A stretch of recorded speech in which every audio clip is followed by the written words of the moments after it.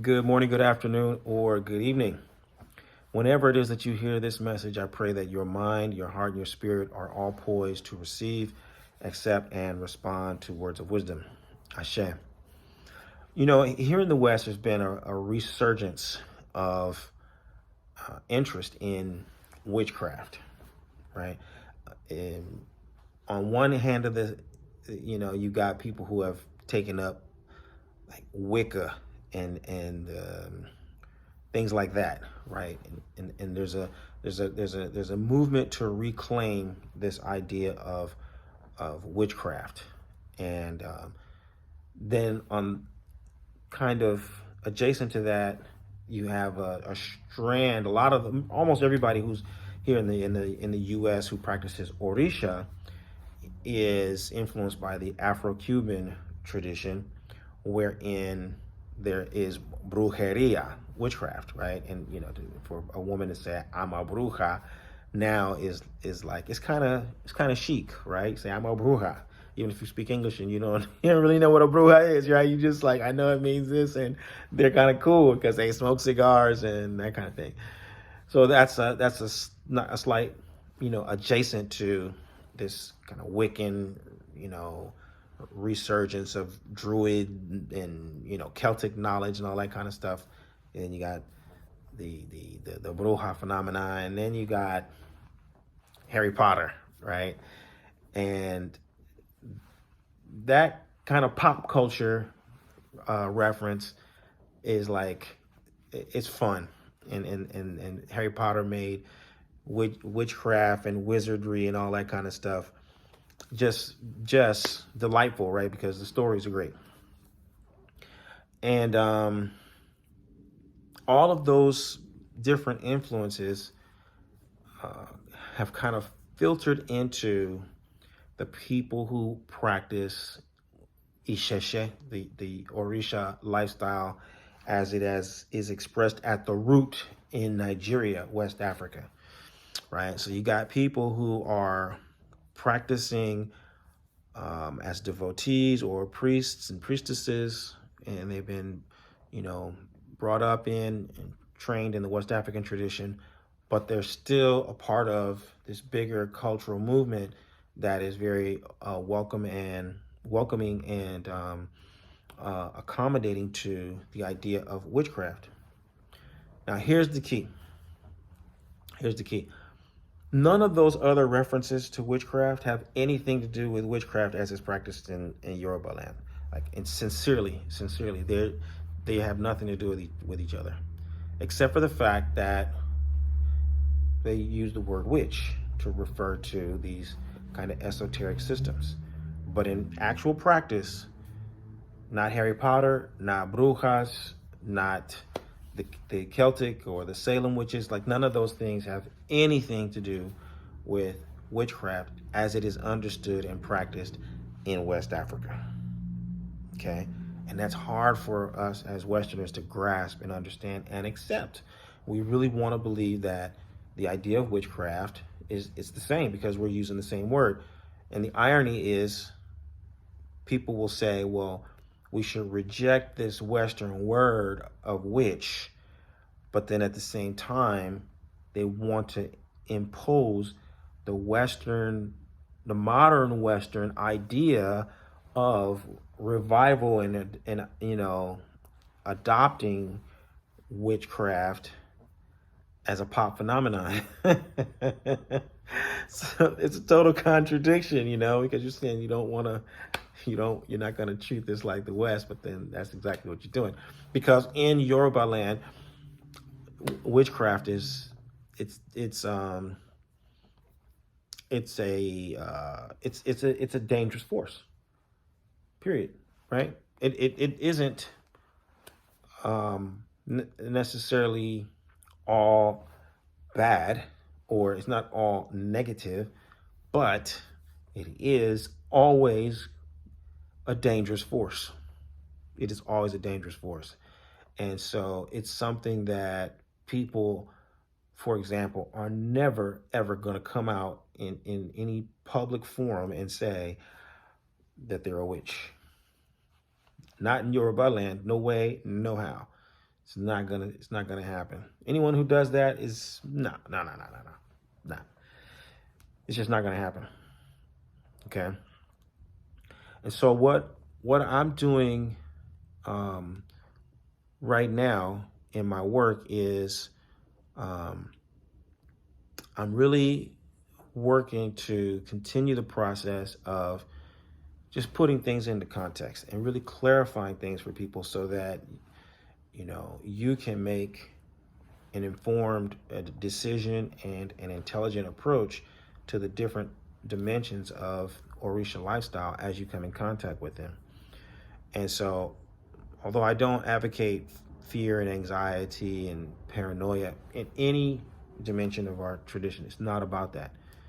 There is a matter of reality, right, that you need to take into consideration if you're going to be taken seriously in this practice and tradition, right? So the reality is, number one, witchcraft is definitely a no-go zone. You're not coming out. No one is going to come out and say that that's what they do. Let me explain to you why. Because number one, anybody who was an actual witch in the Yoruba context, if they were to confess that they were such, they would automatically lose their powers. So there's a complete and total vow of secrecy. The minute that you confess to being a witch, that's when you lose your powers. That's when they can grab you and they can now take your power, right? When they know that you said it, that's like the point of entry. Person says they're a witch, boom, the witch hunters get them and they extract their power. Literally, this is how it works. So nobody is going to come out and tell you this. Now, the challenge is that because of this reality, you get some people who are exploiting that fact. There's some people who exploit the fact that there's a certain amount of content, information, just basic information about witchcraft that the average person doesn't know in the West. Like, for example, a witch can't confess. Most people don't know that. The average American doesn't know that in Yoruba land, you cannot, by definition, say that you are that and stay in status. I'm laughing because it's like, if you know that, you understand that why it cannot be the case. So the people who know you don't know will exploit that fact, right? They know that you don't know certain information, and then they'll stand on that, those points of information that they know the average person doesn't know, and then they'll start leaning into other concepts, right? And these concepts become fanciful and greatly imaginative and creative about what the witches can do and how the witches operate and what they represent and all of these kinds of things that are not at all based in reality at all. And they know that you don't know, and they know that, more importantly, you cannot find out. And so it creates a lot of space for exploitation and manipulation.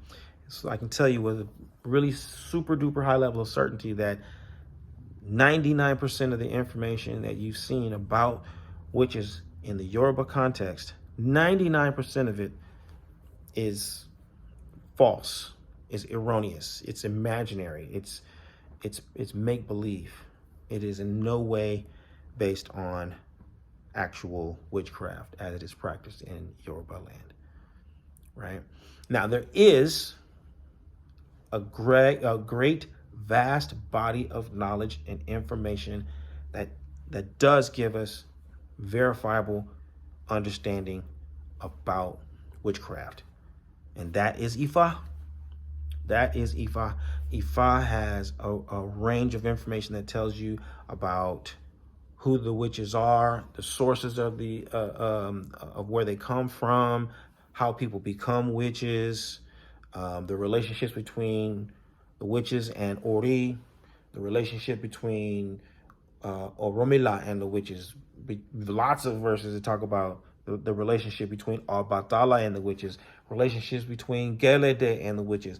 between Ogboni and the witches, between the king and the witches. And then there's all kinds of verses of Ifa that just talk about the farmer and the witches, the hunter and the witches, the market women and the witches. Like there's just verses upon verses upon verses that give you pretty detailed information about what the nature, the character, the source of witches are in the Yoruba context. And so I've got a great project coming up that I'm going to go into pretty good detail on all those fronts about who the witches are and what their nature is and what their character is.